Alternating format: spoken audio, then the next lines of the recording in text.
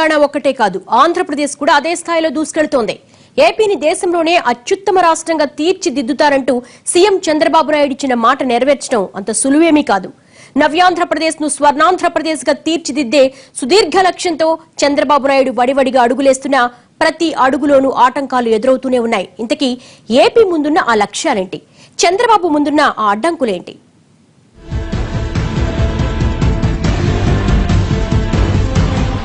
నవ్యాంధ్రప్రదేశ్ మాట చెప్పగానే ఠక్కున గుర్తొచ్చే అంశం రాజధాని. ఒక్కసారి 2 ఏళ్ల వెనక్కి వెళ్తే కనీసం రాజధాని కూడా లేని రాష్ట్రంగా మిగిలిపోయిన ఏపీ భవిష్యత్తు అగమ్య గోచరంగానే కనిపించింది. రాజధాని లేదు, ఆదాయ మార్గం తెలియదు, ఓ పక్క అప్పులు, మరో పక్క ఆర్థిక భారాలు, ఇలా కోటి కష్టాలతో తొలి అడుగు వేసిన ఆంధ్రప్రదేశ్ ఈ 2 ఏళ్లలో బాగానే కోలుకుంది.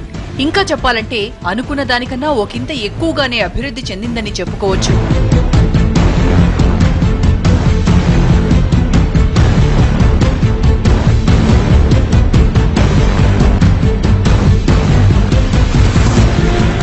విభజన తర్వాత తొలి అడుగు వేసిన ఆంధ్రప్రదేశ్ ముందు చెప్పుకోలేనన్ని ఆర్థిక భారాలుండేవి. మొదటి ఏడాది 16,000 కోట్ల ఆర్థిక లోటు ఓ పక్క, మొదటి నెల ప్రభుత్వ ఉద్యోగులకు జీతాలివ్వడానికి ఓవర్ డ్రాఫ్ట్ కు వెళ్లిన దుస్థితి మరో పక్క ప్రభుత్వాన్ని వెక్కిరించాయి. అలాంటి ఆర్థిక స్థితిని ఈ 2 ఏళ్లలో ఓ కొలిక్కి తేవడంలో చంద్రబాబు నాయుడు సక్సెస్ అయ్యారనే చెప్పుకోవాలి.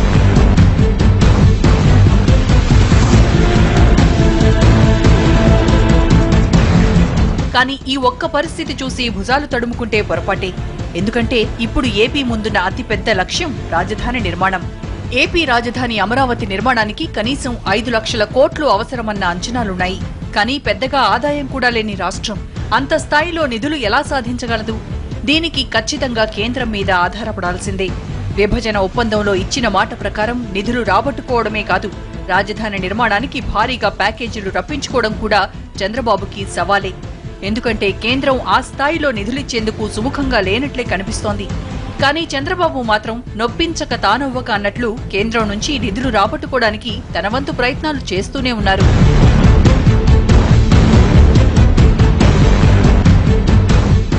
గడిచిన 50 ఏళ్లలో ఏపీలో అభివృద్ధి అంతా హైదరాబాద్ కేంద్రంగానే సాగింది. దీంతో విభజన తర్వాత ఏపీలో చెప్పుకోదగ్గ పరిశ్రమలు కానీ ఆదాయ మార్గాలు కానీ లేకుండా పోయాయి. దీంతో ఇన్నాళ్లు విస్మరించిన వనరులన్నింటినీ చంద్రబాబు నాయుడు సద్వినియోగం చేసుకోవాల్సొస్తోంది. ఏపీకి భారీగా ఆదాయ మార్గాలు పెంచడానికి, ఏపీలో భారీగా పెట్టుబడులు సాధించడానికి, పెద్ద పెద్ద పరిశ్రమలను స్థాపించడానికి కీలకంగా ముందుకెళ్తున్నారు. ఇప్పటికే చిత్తూరులో ప్రారంభమైన శ్రీ సిటీ ఏపీ విజయానికి ఓ మెచ్చుతునక.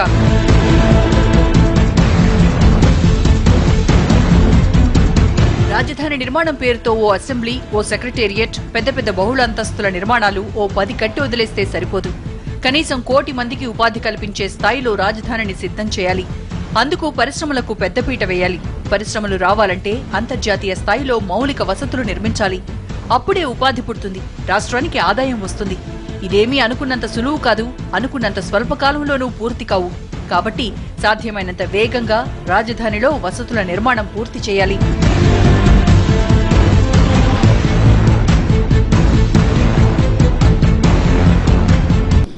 అదే మరి ఇండస్ట్రియలైజేషన్, మనకుండే రిసోర్సెస్, వ్యవసాయ ఆధార పరిశ్రమలు చాలా చెప్పాను.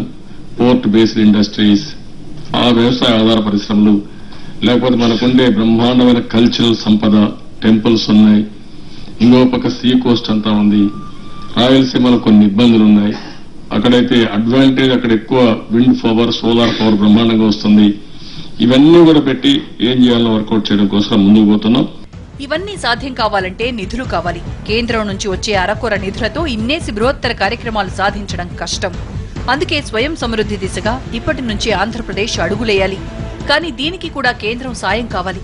విభజన బిల్లులో పేర్కొన్నట్లు ఏపీకి ప్రత్యేక హోదా సాధించగలిగితే పరిశ్రమలు, పెట్టుబడులు వాటంతట అవే తరలి వస్తాయి. అటు రాజధాని, ఇటు ఆదాయం కూడా లేని రాష్ట్రానికి కేంద్రం ఆ మాత్రం సాయం చేయకపోతే నిలదొక్కుకోవడం కష్టమే. హోదా మీద రాజకీయాలుంటే కనీసం ఆలోగా ఇచ్చిన మాట ప్రకారం భారీగా నిధులిచ్చేందుకైనా కేంద్రం ముందుకు రావాలి.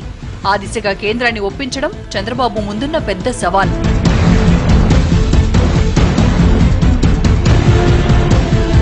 అధికారంలోకి వచ్చిన తర్వాత ఏడాది కాలంలో పట్టిసీమ ప్రాజెక్టు పూర్తి చేసిన చంద్రబాబు అదే స్ఫూర్తి పోలవరం ప్రాజెక్టు మీద చూపించాల్సిన అవసరం ఉంది. ఎందుకంటే భౌగోళిక పరంగా కృష్ణా గోదావరి నదులకు చిట్ట చివర ఉన్న రాష్ట్రం ఏపీనే. ఎగువ రాష్ట్రాలు భారీగా ప్రాజెక్టులు నిర్మిస్తే గొంతెండేది ఏపీకే. ఇప్పటికే పట్టిసీమతో నదుల అనుసంధానానికి శ్రీకారం చుట్టిన చంద్రబాబు నాయుడు అదే వేగంతో పోలవరం సహా మిగిలిన ప్రాజెక్టుల విషయంలోనూ స్పందించాల్సిన అవసరం ఎంతైనా ఉంది. ఇది భారీ వ్యయ ప్రయాసలతో కూడిన వ్యవహారమే అయినా ప్రయత్నిస్తే కష్టమేమీ కాదు.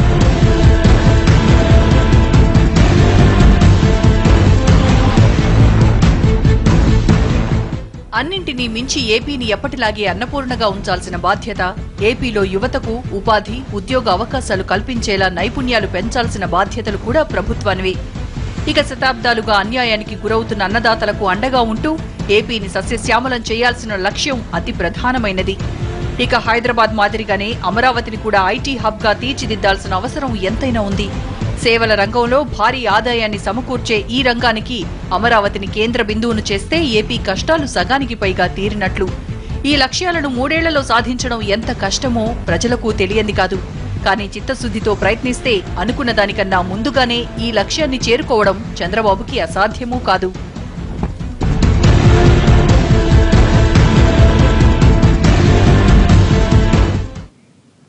ఇది వాళ్ళ స్టోరీ బోర్డ్. మరో అంశంతో మళ్ళీ కలుద్దాం. నమస్తే.